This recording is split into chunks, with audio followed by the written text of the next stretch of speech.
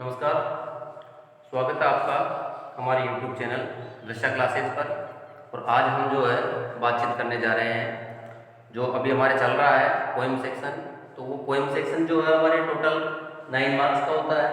ये 9 मार्क्स जो है हमारे किस प्रकार से बटे हुए हैं। 4 मार्क्स का जो है एक्सप्लेन आ रहा है रेफरेंस टू कॉन्टेक्स्ट वाला, मतलब जिसको हम हिंदी में व्याख्या बोलते हैं। और 5 मार्क्स के जो है हमारे क्वेश्चन आंसर आते हैं। 3 क्वेश्चन आंसर आएंगे, उनमें से 2 हमें अटेम्प्ट करने होते हैं। तो इस प्रकार से 5 + 4 मिला के 9 नंबर की जो है हमारी टोटल 4 पोइम है। एक बहुत बड़ा भाग है और हर एक बच्चा जो है आसानी से पोइम को सीख सकता है और कर सकता है। तो यहाँ पर जो है आज हम पढ़ रहे हैं reference to context. Reference to context मतलब सप्रसंग व्याख्या हम पढ़ रहे हैं यहाँ पर। और ये टेक्स्ट मैंने यहाँ पे लिखा हुआ है, एक स्टेंजा है। ठीक इसी प्रकार का एक और स्टेंजा जो है हमारे वहाँ पेपर में आता है। उन दोनों में से एक स्टेंजा हमको अटेम्प्ट करना होता है। तो ये स्टेंजा है, इस स्टेंजा को सबसे पहले हमें पढ़ना है, पढ़ के हमें समझना है, समझ के ये आइडिया लगाना है कि ये स्टेंजा हमारी जो 4 पोइम है उन 4 पोइम में से किस पोइम का है। तो यहाँ पर हम इसको पढ़ेंगे और बहुत से जिन्होंने पोइम पढ़ रखी है वो तो सीधा सा देखते ही 4 लाइन को पहचान जाते हैं। जैसे मोटा सा आइडिया यहाँ पर दिया हुआ है कि ये स्टेंजा यहाँ दिया हुआ है माय गुड राइट हैंड। तो यहाँ से सब समझ जाएंगे कि ये जो व्याख्या दी गई है या जो हमको व्याख्या करनी है ये माय गुड राइट हैंड वाले लेसन की है और उसी की हमें करनी है। तो यहाँ पर शुरुआत करते हैं हम। सबसे पहला पॉइंट है हमारा रेफरेंस। रेफरेंस किस प्रकार से लिखा जाता है वो आज आप यहाँ सब देख लेना, यहाँ लिख के बता रहा हूँ, बोल रहा हूँ साथ में। आल द अबोव, अबोव का अर्थ होता है ऊपर दी हुई। All the above given lines, ऊपर दी हुई सभी लाइनें have been taken from our poetry section. इसका तात्पर्य है कि ऊपर दी हुई सभी लाइनें, जो 4 लाइनें ऊपर दी हुई है, ये सभी हमारे जो पोएट्री सेक्शन, हमारा जो पद्यांश पोइम वाला भाग है उसमें से ली गई है। एंड और द टाइटल, टाइटल क्या होता है शीर्षक, जो जिस शीर्षक से ली गई है वो शीर्षक। तो यहाँ तक लिखने के बाद शीर्षक का नाम हमें लिखते समय पेन चेंज करना है। आप ब्लू से लिख रहे हो तो ब्लैक को काम में लेना है, एक इस प्रकार से इनवर्टेड कॉमा ऊपर लगा लेना है। और यहाँ पर टाइटल हमारा माय गुड राइट हैंड था तो हम यहाँ पर लिखेंगे माय गुड राइट हैंड। ये हमारा टाइटल हो गया। यहाँ कॉमा में इसको बंद कर देना है और इसके नीचे अंडरलाइन कर देंगे ताकि एग्जाम करते समय ये सहूलियत ही आसानी रहे और एग्जामिनर को ये स्पष्ट दिख जाए कि बच्चे ने जो लिखा है वो सही आइडेंटिफाई करके लिखा है या नहीं लिखा है। एंड और साथ ही साथ ये बताना है कि ये जो माय गुड राइट हैंड ये लिखा किसके द्वारा है। तो and it is written by, it is written, written के स्थान पे आप करना चाहो तो कंपोज कर सकते हो। It is composed by, written by, साथ में जोड़ना हमें a very famous poet, a very famous poet, poet का नाम लिखेंगे ठीक उसी प्रकार से जिस प्रकार से हमने पोइम का नाम लिखा है। एक कोमा ऊपर लगाना है, हमारा पोइट था चार्ल्स मैके, तो यहाँ पर सी मैके वही अंडरलाइन करनी है। तो ये हमारा रेफरेंस वाला भाग पूरा हो गया।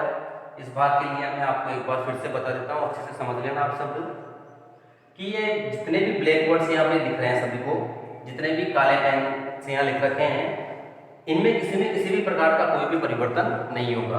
केवल 2 शब्द आपको रेफरेंस में बदलने हैं।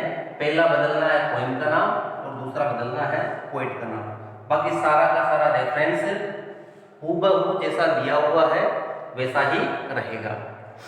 दूसरा पॉइंट अपन लेते हैं और दूसरा पॉइंट हमारे पास आता है कॉन्टेक्स्ट का। अब हम कॉन्टेक्स्ट की बात करेंगे। कॉन्टेक्स्ट इन 4 लाइनों में जो कवि है वो कवि क्या कहना चाह रहा है, वो हमारा कॉन्टेक्स्ट है। इन 4 लाइनों में कवि क्या कह रहा है। तो चारों लाइनें पोएम पढ़ते समय हमने ध्यान दिया था, फिर से पढ़ लेते हैं एक बार। The friends who had left me, जो मित्र मुझे छोड़कर चले गए थे, कम बैक एवरीवन, अब वो सारे के सारे वापस आ गए हैं। एंड डार्केस्ट एडवाइजर, और जो केवल सलाह देने वाले थे खाली, लुक्ड ब्राइट एज द सन, वो भी सूर्य के समान चमकने लग गए हैं। आई नीड देम नो मोर, अब मुझे उनकी किसी प्रकार से कोई भी आवश्यकता नहीं है। एज दे आर अंडरस्टैंड, और इस बात को वो सब भी समझते हैं। तो आई थैंक दी, आई ट्रस्ट दी, वो ईश्वर को धन्यवाद देता है, अपने कठिन परिश्रम को धन्यवाद देता है और अपने अच्छे दाहिने हाथ को धन्यवाद देता है। तो इस प्रकार से चारों लाइनें हमने पढ़ी और पढ़ने के बाद हमने पता लगा लिया। और मैं आपको बता दूं कि जो माय गुड राइट हैंड है उसका सबसे अंतिम स्टेंजा है चौथा। तो यहाँ पर कॉन्टेक्स्ट के लिए हमें एक लाइन में कॉन्टेक्स्ट लिखेंगे तो इसमें से मूल भावार्थ जो है वो यहाँ निकालना पड़ेगा और बताना पड़ेगा। तो सबसे अंत में पोएम में क्या घटित होता है कि अपने कठिन परिश्रम के द्वारा कवि जो है वो अपनी गरीबी को दूर कर लेता है और एक धनी आदमी बन जाता है। तो यहाँ कॉन्टेक्स्ट लिखेंगे तो इन दीज गिवन लाइन्स, ये जो लाइनें यहाँ दी हुई है, इन लाइनों के अंदर द पोइट जो कवि है टेल्स अस अबाउट, यहाँ तक तो सेम रहेगा।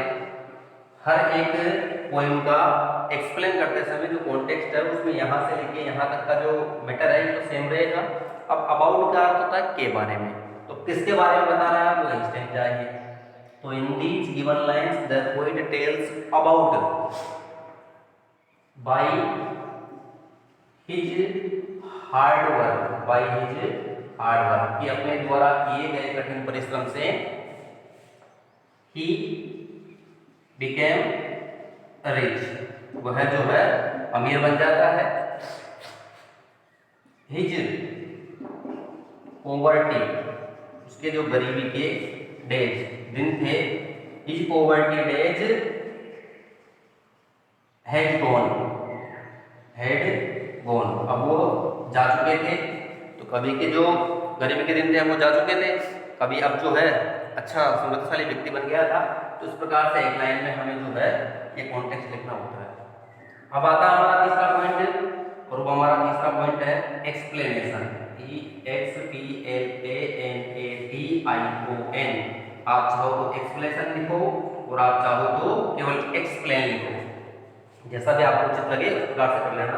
अब ये एक्सप्लेनेशन जो है, इस एक्सप्लेनेशन में इन चारों लाइनों का भावार्थ हमें स्वयं के शब्दों में लिखना है, कवि के शब्दों में नहीं लिखना है। कवि ने वो तो जो कहना था वो कवि यहाँ कह चुका है इन लाइनों में, जो शब्द काम में लेंगे तो वो यहाँ ले चुका। इन चारों लाइनों का भावार्थ हम हमारे शब्दों में लिखेंगे। हर एक पोएम के अंदर इसी प्रकार से भावार्थ हमें हमारे शब्दों में ही लिखना है। तो यहाँ शुरुआत इसी प्रकार से करेंगे, in these above given lines, ऊपर दी हुई लाइनों में द पोएट जो कवि है सेज दैट, वो ये कहता है कि, अब कवि क्या कहता है वो आप शुरू से चलो। The friends who had left me come back everyone, says that all his friends, उसके सभी मित्र जो है हु हैड लेफ्ट हिम, उसके सभी मित्र हु हैड लेफ्ट हिम, जो उसको छोड़कर जा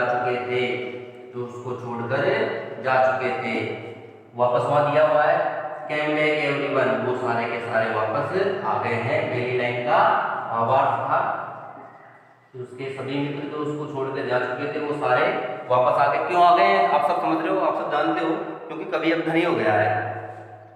and darkest adviser looked bright as the sun, and और द एडवाइजर जो सलाह देने वाले थे, advisers, looked bright as the sun and the adviser are very happy, वो भी अब सारे जो है प्रसन्न नजर आ रहे हैं, क्योंकि प्रसन्न नजर आ रहे हैं, वापस आ गए हैं, कभी अमीर हो गया है। आई नीड देम नो मोर, लेकिन कभी क्या कहता है कि लेकिन अब मुझे उनकी कोई आवश्यकता नहीं है, क्योंकि हम भी जानते हैं, पोएम हमने पढ़ी है, तो कवि को उनकी अब कोई आवश्यकता नहीं थी। बट लेकिन the poet need not his friends. लेकिन अब कवि को उसके मित्रों की आवश्यकता नहीं है। क्यों नहीं है? बिकॉज, क्योंकि his hard work,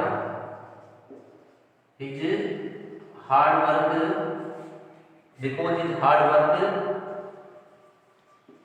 make him a rich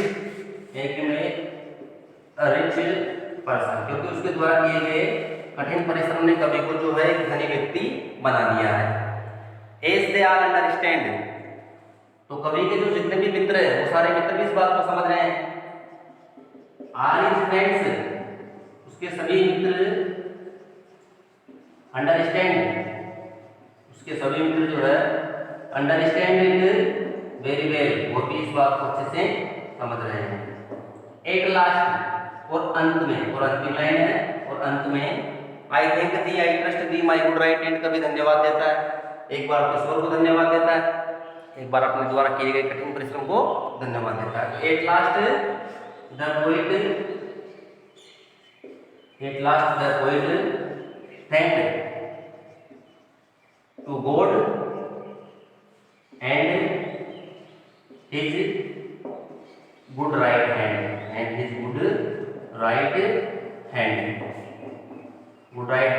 या फिर उसका जो कठिन परिश्रम है उस कठिन परिश्रम को कवि जो है धन्यवाद देता है।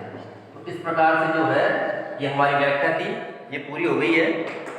एक बार फिर से बता दूं, 4 लाइन का एक स्टेंजा है। इस दिए हुए स्टेंजा को हमें पहचानना है, आइडेंटिफाई करना है कि ये कौन सी पोएम का है। पोएम को पहचानने के बाद ये रेफरेंस यहाँ लिखा हुआ है।